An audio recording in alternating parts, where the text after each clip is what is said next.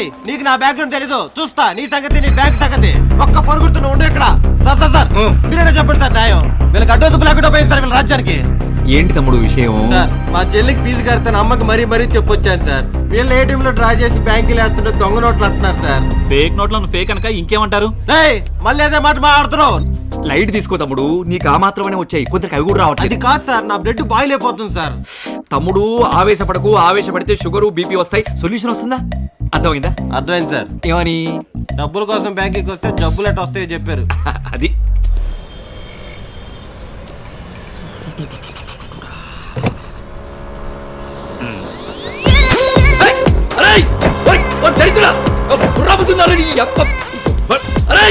ఏంటి గురించి?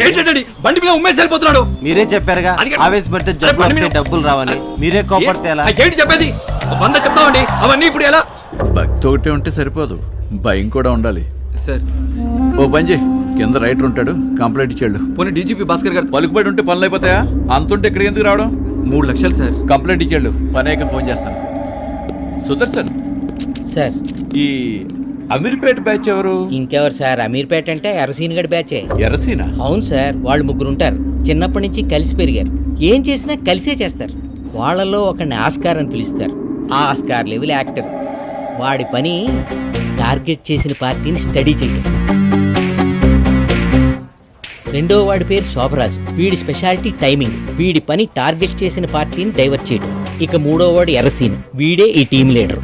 వీడి గురించి 2 ముక్కల్లో చెప్పాలంటే, వీడికి ప్రపంచంతో ఉన్న ఒకే ఒక్క అవసరం డబ్బు. అది ఉంటే వాడి లోకంలో వాడు ఉంటాడు, అది లేనప్పుడే ఈ లోకంలోకి వస్తాడు.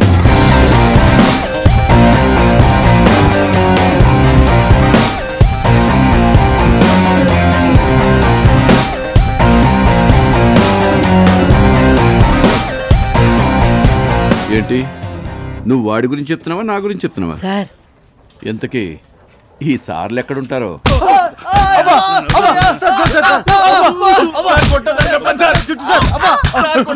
సార్ కొట్టద్దు సార్, మా అమ్మ మీద ఒట్టేసి చెప్తున్నారు సార్. ఆ డబ్బులు మీద తీలేదు సార్. మా డాడీ దుబాయ్ లో వీసా దొరక ఎయిర్పోర్ట్ లో బెంచ్ మీద పడుకోవటం బాంబులో ముత్తున్నాడని కేసేసి లోపలేశారు సార్. నేను చెప్పింది నమ్మండి సార్. సార్ అసలు మీరు ఏ డబ్బుల గురించి మాట్లాడుతున్నారు సార్? మాకు ఏం అర్థం కావట్లేదు సార్. అర్థం కావట్లేదు సార్. పోయిన దసరా పండుగ పెద్ద మొత్తాల మీద ఒట్టేశాం సార్.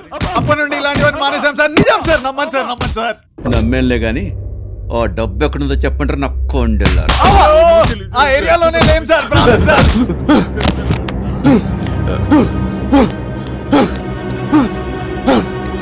అయ్యో భాస్కరు, అయ్యో చెప్పేశాడే. చిన్నప్పటి నుంచి మనకు బ్రెయిన్ చూపురం సార్. ఇంత చిన్న మాటలు తట్టుకుని డాక్టర్ చెప్పేశాడు సార్. అంబులెన్స్ తెప్పించాడు సార్. అట్లీస్ట్ జీప్ అని ఇవ్వండి సార్. విధానం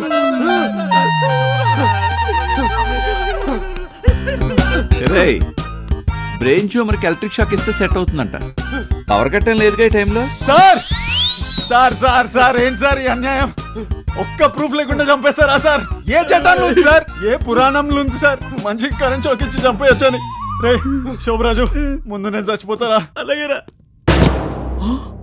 302 సార్, ఒక మనిషి స్పాట్ లో పోవాలంటే ఎంత కరెంట్ పెట్టాలి? 1000 వాట్స్ సార్. 2000 వాట్స్ పెట్టు. Okay sir. Sir sir sir వదిలేండి. కరెంట్ షాక్ తో చనిపోతే నరకానికి వెళ్తామని బాగా చెప్పింది సార్. రే నరకానికంటే అయితే బెటర్ రా సార్. దేవుళ్ళు అంటోళ్ళు, ఆయన్ని మోసం చేయొచ్చా? చేయొద్దు. రే డబ్బులు తీరా, ఇచ్చేద్దాం రా.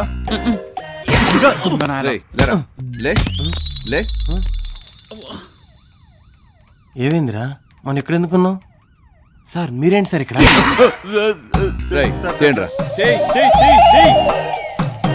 2 లక్షలే ఉన్నాయి సార్.